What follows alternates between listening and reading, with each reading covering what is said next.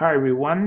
Since you should be working right now with the analytical essay, I felt that I had to record this video for you to further clarify the prompt of the question and also to make a few remarks about the analytical essay. I Before the type of writing we have been doing so far, the first writing assignment was a personal narrative. The second writing assignment was the summary of one article. Remember, most of you know that I gave you a list of 6 possible articles that you can work with.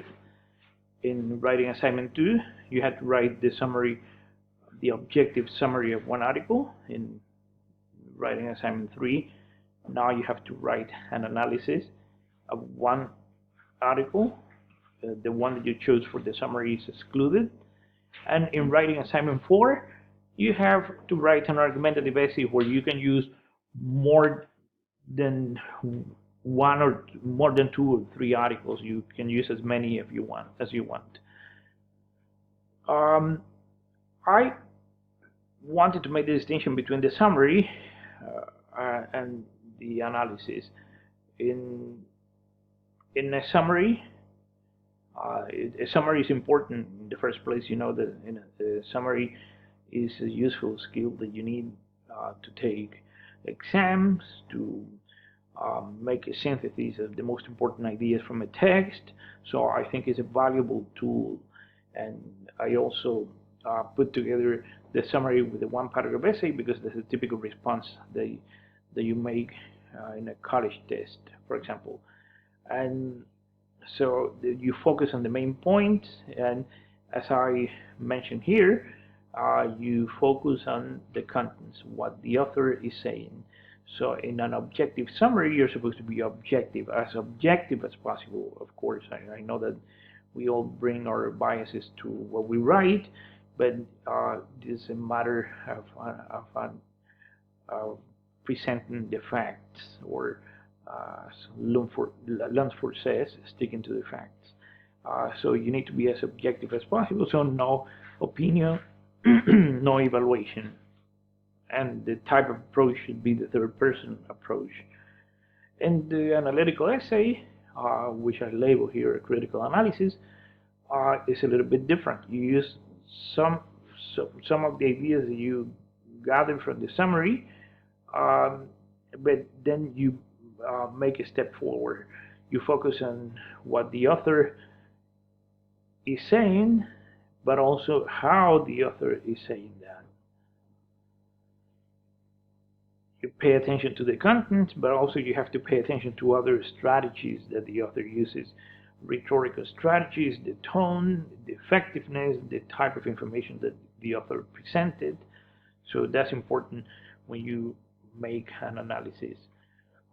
You have to keep in mind while working with the article that you have to identify the author's thesis statement. And as you know, you're reading articles, professional articles, so sometimes the thesis statement is not explicitly presented, it's implicit. You have to read between lines to see what the author is saying. Sometimes the thesis is straightforward and clear, and then you have no trouble at all understanding what the point of the article is. But sometimes you have to read between lines to see what the intention of the author when writing a particular article.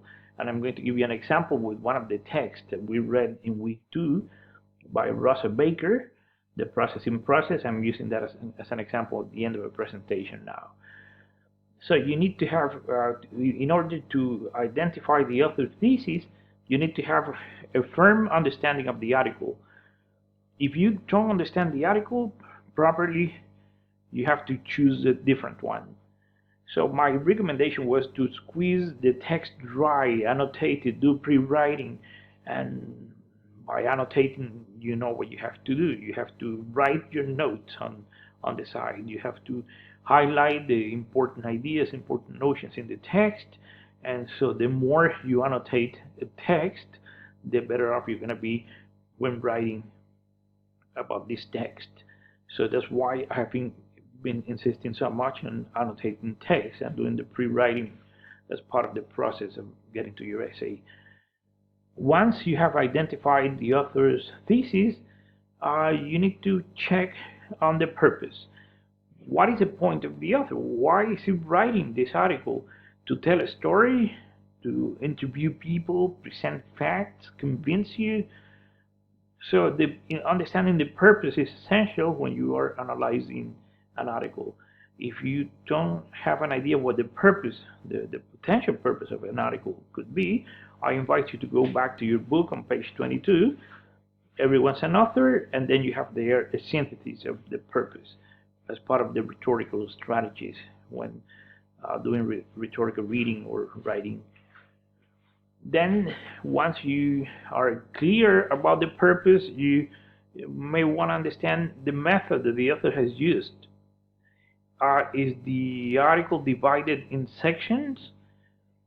What are the names of the sections? Why have the author divided the articles in sections? Is the author using quotes to make a point? Is he using numbers, statistics? Are the statistics reliable? Is he interviewing important people or authority figures? How credible are these authority figures? What kind of language has the author used? Factual, emotional? Is there some sort of bias or prejudice? So if when analyzing a text, you have to be clear about all these questions because you are making an assessment of the text that you're reading. Here I'm giving you a proposal of an analytical essay. This is just a suggestion. It doesn't mean that you have to write your essay like this. Remember, when it comes to writing, you are the author. You have the say. You understand. If you understand the prompt and you understand the article that you're reading, the way you put it together, the way you implement it, is up to you. And I don't have a say there. I only want to make sure that you wrote an analysis and then you follow the prompt, like the question, the initial question I gave you about the theme, and also the specifics of the essay, a 5-paragraph essay, the word count, how many quotes you have to include, presenting the essay formally following MLA guidelines. So all these ideas are underneath prompt, the prompt of the assignment. And this is just my proposal. This is a suggestion, as I said. An outline of a possible analytical essay could be in your introduction, always using the funnel approach as we have studied. You present the thesis statement. You make a claim of your object. The claim, of course, has to relate to the object. In the summary that you wrote, before sometimes I came across some summaries in which you didn't mention the name of the author or the article that you were summarizing. So it's important that here, if you're making an analysis of an article, you have to make it clear to the reader what is it that you are presenting, what is the information that you are analyzing. In the first central paragraph, if I were to write an analysis of an article, I would make a brief summary of the object as we practice in week 4.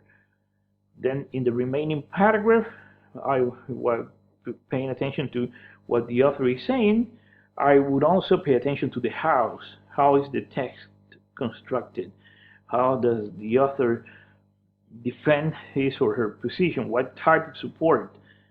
Statistics, interview to authorities, length of the article. Is he using pictures or is he or she using pictures to call the attention of the reader? Are the pictures effective? Or so whatever you deem necessary to pay attention to, you do it.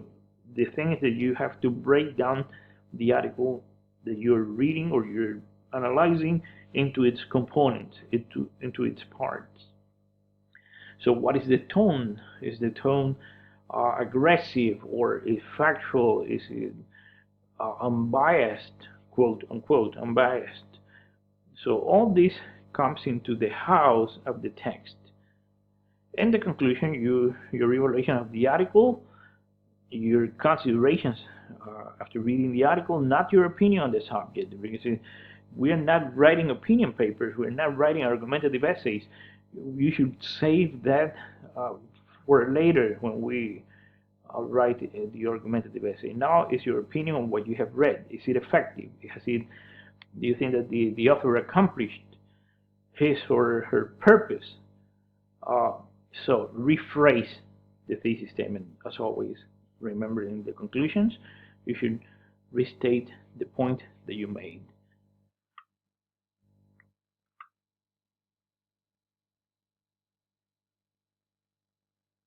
A possible thesis statement, as I mentioned before, I'm using Russell Baker's text from the learning object of week 2. The text is the processing process, a text that I adore because it's so sarcastic, so ironic and witty, and it's a text in which the author doesn't make a straightforward claim, but the author simply makes the claim implicit. You have to read, you have to understand the rhetorical devices that the author has used to be able to understand the point. He uses irony, metaphors, similes, he uses many literary devices to make a claim. He even uses a run-on sentence at the end. If you take the time to read the text, you realize that there is a shift in style from a very clear, syntactically accurate sentences at the beginning. Once he started using the word processor or the computer at the end, since writing became so easy, the resulting sentences are run-on sentences, so the message is all there, implicit. For my class, I have chosen articles that are explicit in terms of the message, but you could come across articles that the message is implicit. So here is a possible thesis statement for that article if you were to read that article. I would like to remind you that thesis has to be very specific. It should address the prompt, and it should address the reading. It has to be an analytical thesis. This is learning object 2. In the processing process, Russell Baker makes a strong claim against the negative impact that technology could have in our lives. Through the use of irony, sarcasm, witty remarks, and examples, he focuses on the physical, emotional, and intellectual tolls that excessive exposure could bring. So here the claim is that if you check my thesis, you realize that I have named the object, which is the processing process, the article, the author, and I have referred to rhetorical strategies like irony, sarcasm, and then I have focused on the intention of the author, the purpose, saying that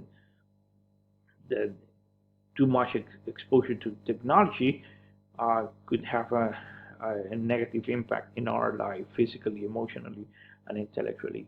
And so that is my reading of the article of Russell Baker. And if I were to write an essay, an analytical essay about this, I would have to prove in my essay that he has been using all these devices and that he is aiming at giving you this picture.